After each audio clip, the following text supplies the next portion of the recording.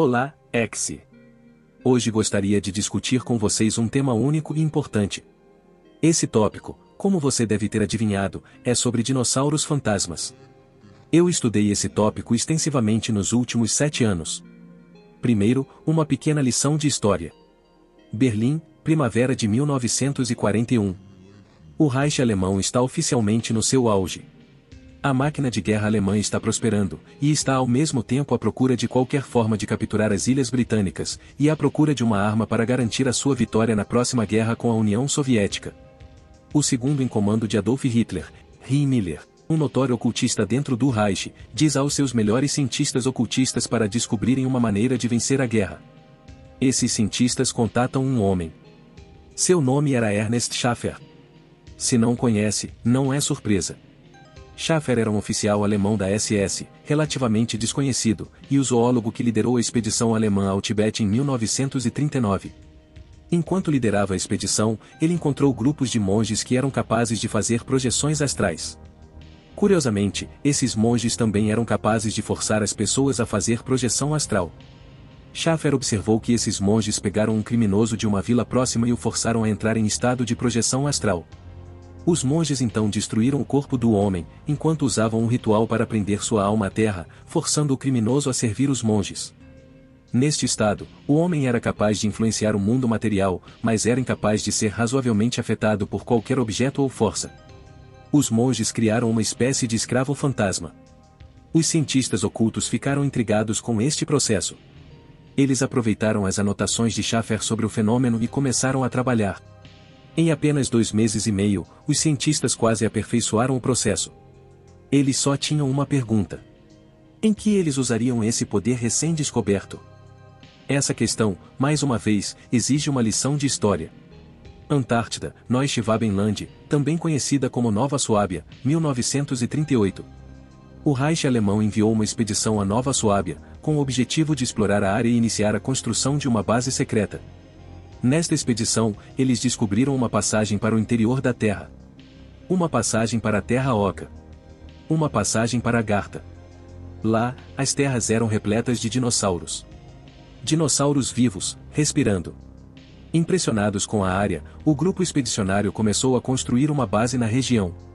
O grupo começou a treinar os dinossauros, incorporando-os à nova força de defesa da Suábia. Em apenas 3 anos, os novos suábios adquiriram a cavalaria de dinossauros e frotas de OVNIs dos agartianos locais. Tudo bem, já falamos sobre fantasmas e sobre dinossauros, mas e os dinossauros fantasmas? Os cientistas ocultos ouviram histórias sobre os dinossauros da Nova Suábia e decidiram que essas criaturas seriam candidatos perfeitos. Eles adquiriram alguns dinossauros e começaram a trabalhar. O procedimento foi bem sucedido. O Reich agora tinha dinossauros fantasmas. Eles testaram os dinossauros fantasmas apenas alguns dias depois, no início da Operação Barbarossa. Foi um grande sucesso. Os dinossauros perfuraram as linhas soviéticas, incapazes de serem parados por qualquer coisa. Oficialmente, os soviéticos alegaram que os panzers alemães foram a razão dessas perdas, pois não queriam que os soldados se revoltassem se soubessem que poderiam ter que lutar contra dinossauros fantasmas. Os tempos pareciam sombrios para a União Soviética, e parecia que em breve dinossauros fantasmas alemães desfilariam pelas ruas de Moscou. No entanto, Stalin tinha um as na manga. Seu as? O NKVD.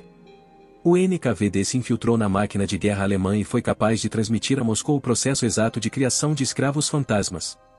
Os soviéticos só precisavam descobrir que criatura usar para seus escravos fantasmas. E isso, novamente, requer outra lição de história. Sibéria, 30 de junho de 1908. Essa é, obviamente, a data do evento de Tunguska. Nesse dia, uma nave alienígena colidiu com a Terra, destruindo árvores por centenas de quilômetros e dizimando a paisagem siberiana próxima. Nenhum alienígena sobreviveu. Os russos encontraram os alienígenas mortos e os armazenaram debaixo de Moscou. Ficaram ali parados durante anos, esquecidos, até que os soviéticos chegaram ao poder. Os soviéticos descobriram os alienígenas escondidos sob a cidade e imediatamente começaram a cloná-los.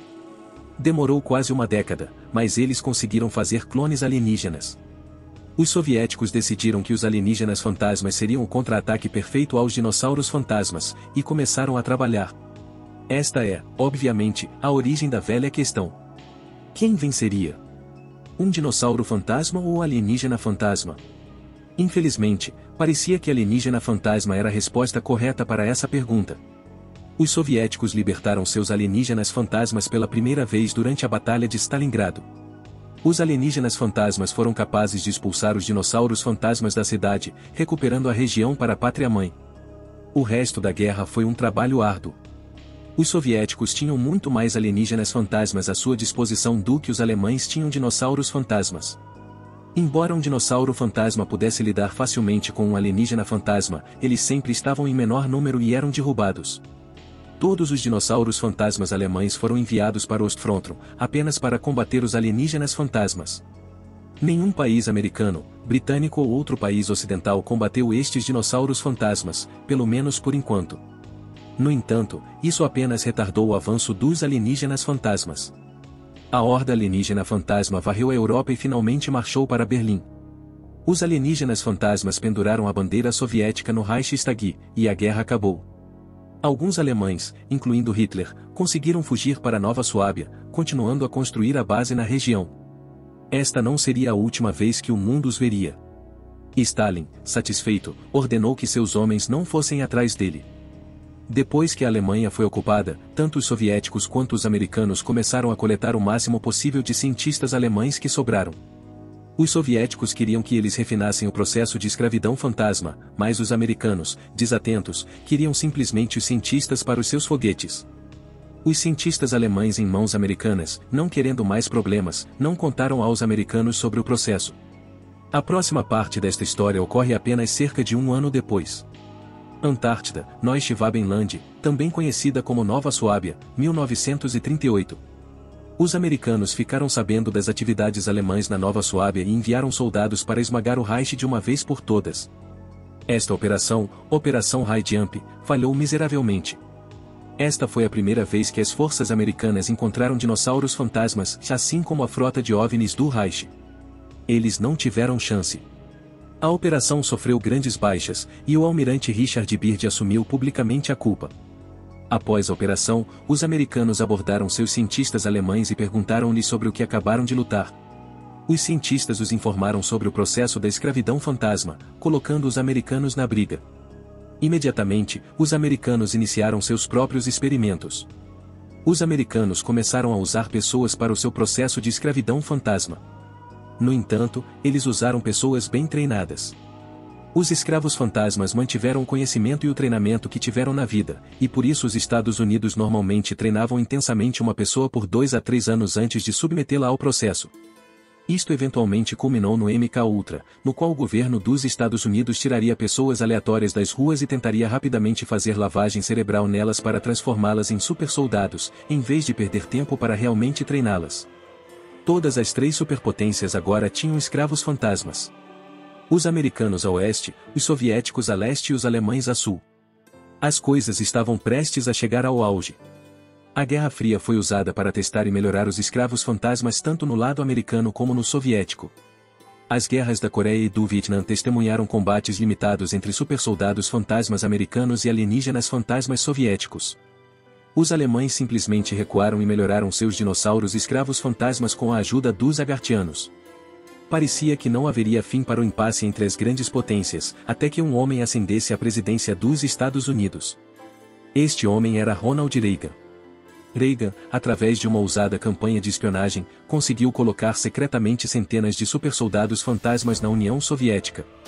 Sob seu comando, os supersoldados fantasmas executaram o máximo de alienígenas fantasmas que encontraram e, em seguida, invadiram o Kremlin, destruindo a instalação de clonagem de alienígenas abaixo dele, garantindo que os soviéticos não pudessem criar mais alienígenas fantasmas. Sem a assistência militar dos alienígenas fantasmas, a União Soviética caiu rapidamente depois. Vendo isso, os alemães nazistas mudarão-se completamente para Garta, ganhando tempo, esperando o dia de invadir o mundo da superfície e recuperar sua terra natal. Os americanos venceram a Guerra Fria. Isso agora nos leva aos dias de hoje. Os americanos governam o mundo da superfície, enquanto os alemães esperam nas sombras, preparados para atacar. Com toda a instabilidade recente nos Estados Unidos, não ficaria surpreso se eles invadissem logo. Agora que a aula de história acabou, eu faço uma pergunta. O que você fará para ajudar a impedir a iminente invasão de dinossauros fantasmas?